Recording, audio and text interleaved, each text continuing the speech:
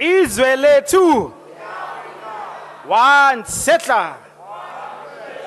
Bendifuna ulungisa nje lento yesettler. Program Director, comrades, friends, Professor Senukwani, for the invitation, we thank you. I also want to thank our aunts and uncles from the Khoisan movement. They are part of the family. I am not going to say more because I myself am Khoisan. So those issues of Khoisan, Black African, those are our problems. Some of the Khoi and the San brothers and sisters and uncles and aunts, we are going to drag them to liberation, screaming and creaking. Let me start by adding my voice to the global voices that remembered our brother James Cone, who passed on recently. James Cone taught Steve Biko and the contemporary Black consciousness adherents Black theology, the interpretation of the gospel, so that it becomes a weapon to fight for liberation. James Cone, as we know, taught us that God is black and her love gave us the land and wealth. The white God, on the other hand, dispossessed the children of the black God. Therefore, the original sin is a sin of land theft. That makes all of us who fight for land true believers in the gospel of God. Give me an amen, please.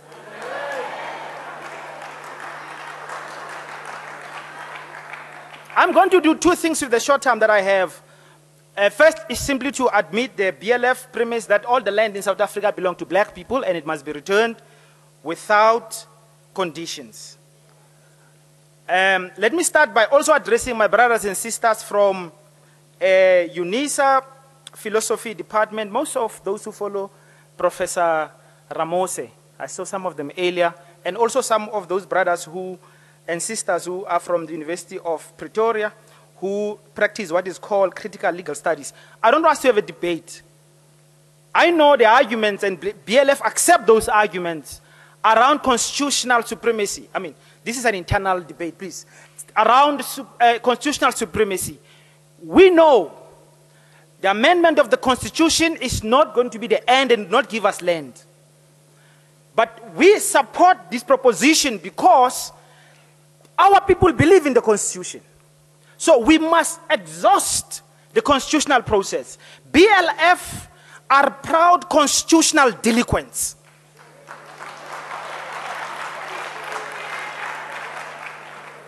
We don't accept the South African Constitution and its legitimacy. So I want to settle the matter of the UNISA philosophy people and the critical race studies people. Dr. Mazingos has argued recently that we need what he calls a post-reconquer constitution. I want to respond simply saying, we will not have a post-land conquer constitution as a proposition of discussion. That constitution becomes possible after land reconquest. So we need a revolutionary program, not a discussion around a new constitution. I hope those understand this little intervention. Then, let me deal with my big question. My big question is simply this, that the land expropriation motion passed by Parliament recently is a tactic to delay the amendment of the Constitution. I wish to state categorically here today that there shall be no amendment of the Constitution until next year elections, and most likely not even after the elections. I'm going to give you two important arguments for this. One is a process argument, the other is a conceptual argument. Let me give you the conceptual argument. Let me start with the process arguments. The Constitutional Review Committee, you know the committee, all of us were very happy, by the way, when they said they amended the Constitution, EFF and ANC finally together, wow. We celebrated. I went to drink with some comrades. And then when we looked at the matter critically, we realized the following. One, the Constitutional Review Committee does not amend any law or constitution. It has never done so.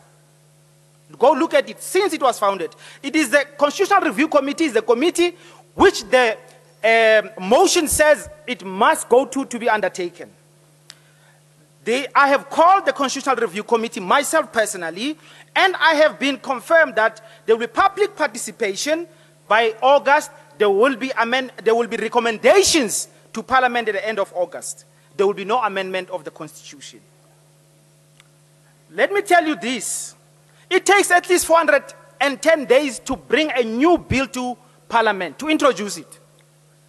So, 400 days are going to pass and there will be no new bill to expropriate land.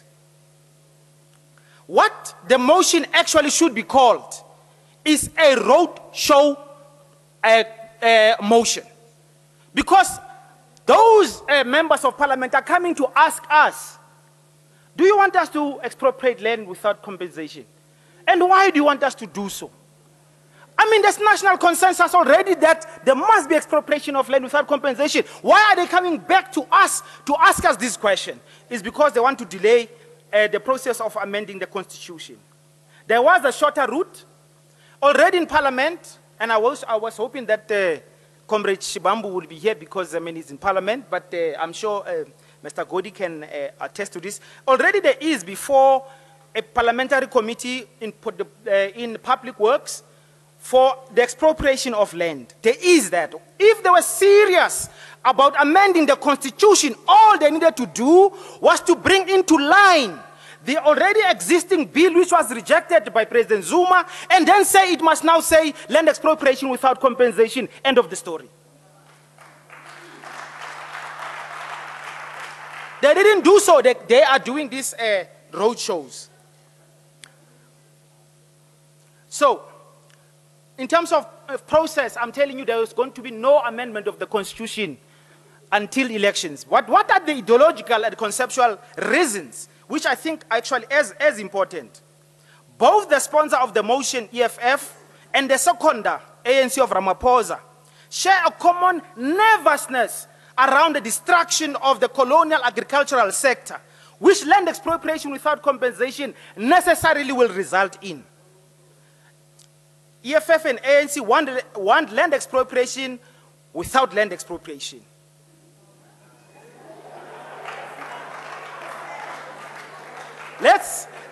So those of you who listen a little bit to arguments of philosophers, I mean, this idea of a revolution without a revolution, you know, or you can have beer without alcohol, right? So here let me give you some of their proposition. Let's start with Ramaphosa. Ramaphosa has been clear. He says, I will only entertain the land issue if the black-owned farms were productive, close quote.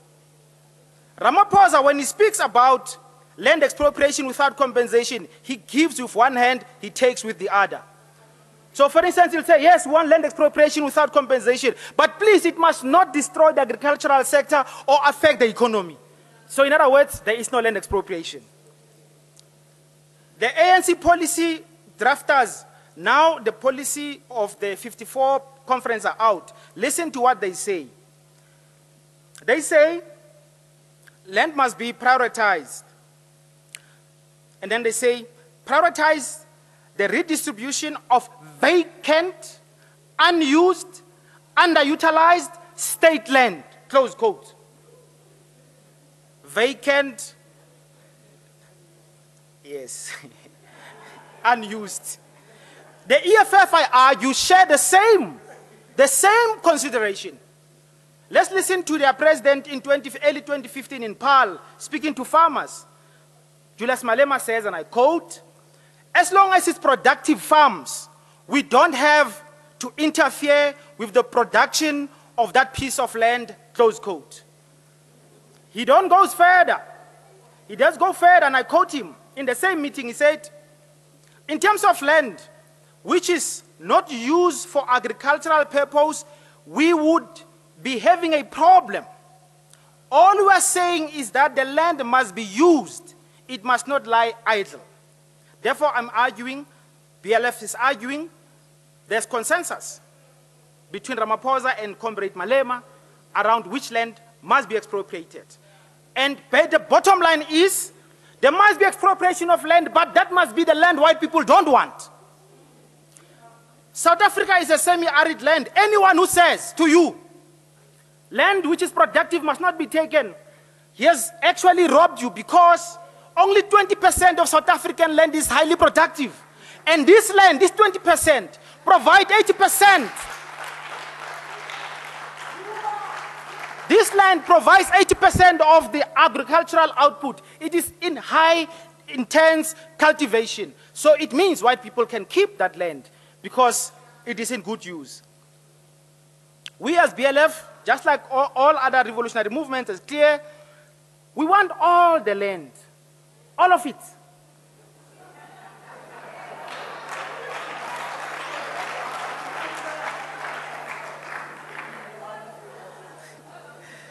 Okay, let me come to us the conclusion. So what must we do? I mean, I've tried to quickly really provide these two considerations, process and conceptual. Why conceptual? So in other words, oh, good. So in other words, it means that conceptually there's agreement amongst politicians that land expropriation must not happen. First, if you look at the process. But if you look at the concept, the understanding, the ideological question, it's a colonial construct because it says, yes, take the land, possibly, but do not touch land which white people are using. You know, it's a little bit like if somebody stole your car, right? And now they decided to make business with your car. Now you say, bring back my car. And then they said, but I'm running a business.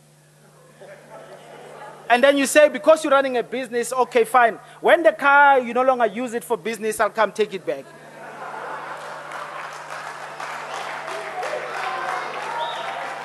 What must be done? What must be done? What must be done? We say we must challenge Parliament to amend the Constitution before next elections. We must tell them, we must say to EFF and the ANC and those in Parliament, look here, we don't trust you, man. We don't believe that you want to do this thing. But you can convince us. Amend the Constitution before the elections. If you don't do that, we must declare you sellouts.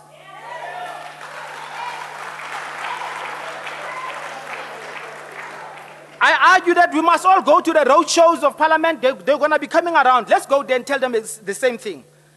If you don't amend this Constitution before next elections, you are sellouts. Let us support the radical economic transformation as a minimum program to unite all black people. You know, the PAC spoke earlier, Azapo spoke, the APC spoke, of course, and the ANC spoke. Azapo, PAC, ANC, the liberation movement of the past, even the energy that comes from them, suggests that we need to do something to help them to come to the party.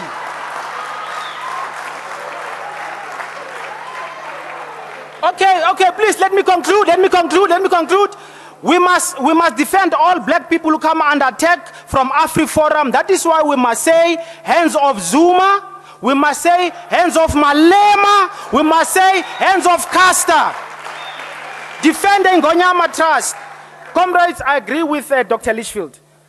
When they took our land, there was no amendment of the Constitution, there was no law, there was no parliament. They simply went and took our land. If we want our land back, we get organized. We got organized. And we go take back the land. We can't wait for parliament. Israel too.